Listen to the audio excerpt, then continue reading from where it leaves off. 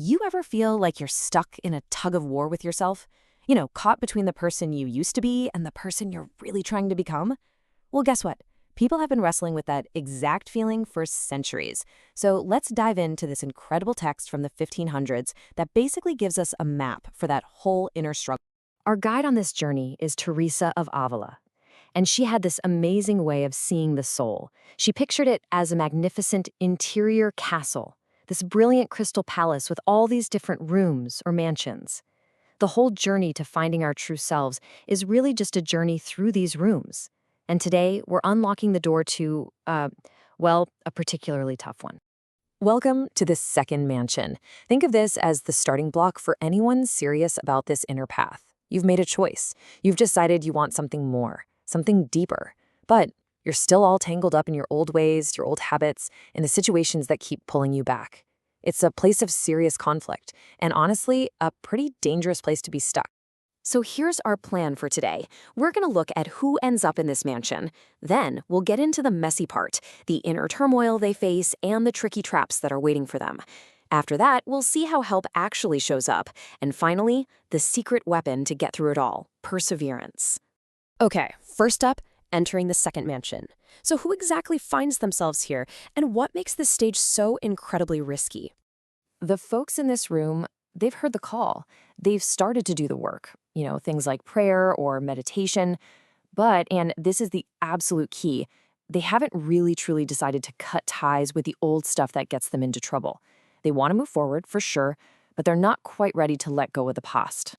And here's the paradox, the real kicker of this stage. It's not like the last room where you were kind of clueless about the danger. Oh no. Here you can hear that call to a better life loud and clear. But you feel totally trapped, unable to move. And that awareness, that constant inner fight, it actually makes you suffer even more. Which brings us right to the core of what it feels like to be here. A soul in complete turmoil. We're talking about a massive internal tug of war, with two powerful opposite forces pulling you apart. And you can see that conflict right here. On one side, you've got this massive pull to just retreat. Go back to what's easy, what's familiar. Your brain is telling you how great all those worldly things were. But on the other side, there's your faith, your deeper self, pulling you forward, reminding you of what will actually satisfy your soul in the long run. Now, all this inner turmoil makes you really vulnerable. And the text has this fantastic phrase for it. It says you're being attacked by poisonous creatures, which is just a brilliant 16th century way of describing all the devious psychological traps that are designed to drag you right back where you started. Teresa points out three main tactics. First, the temptation to exaggerate worldly pleasures, making them seem way more amazing and lasting than they actually are. Second, the nostalgia trap. It hits you with memories of old friends, of how much people used to admire you, making you miss that old life. And third, the fear and doubt tactic. Just whispering in your ear that this whole new path is way too hard and you're just not strong enough to do it. Man, that sounds pretty bleak, doesn't it? But here's the good news. You're not left to fight this battle alone. The text is super clear that help does arrive, it just might not be in the way you expect. See, help doesn't usually come as a lightning bolt from the sky. According to Teresa, that divine call, that lifeline, comes through really ordinary, everyday things. It could be a conversation with a wise friend, a line you read in a book, or a powerful sermon. It could even be a time of sickness or trouble that just forces you to stop and rethink everything. It's through these little things that you get the strength you need.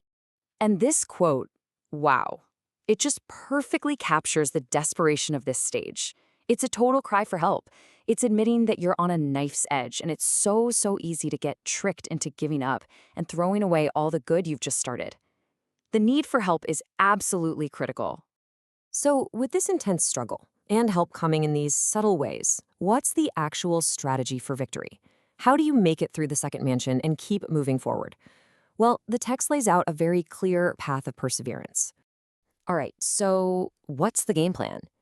If you find yourself caught in this internal tug of war, what are the actual concrete steps you can take to win this thing? The advice is incredibly down to earth. First, hang out with good people who get it and are on the same path. Second, decide right now that you will never be defeated. Just make that your mindset. Third, you got to embrace the tough stuff. Don't run from trials. See them as part of your growth.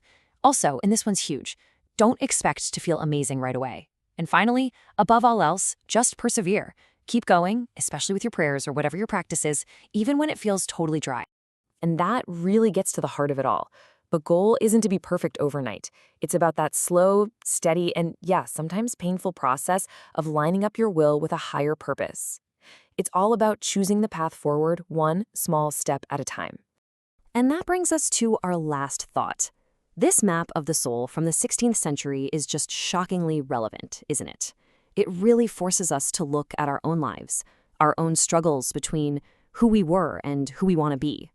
So the question I want to leave you with is this: what does perseverance look like in your own inner journey?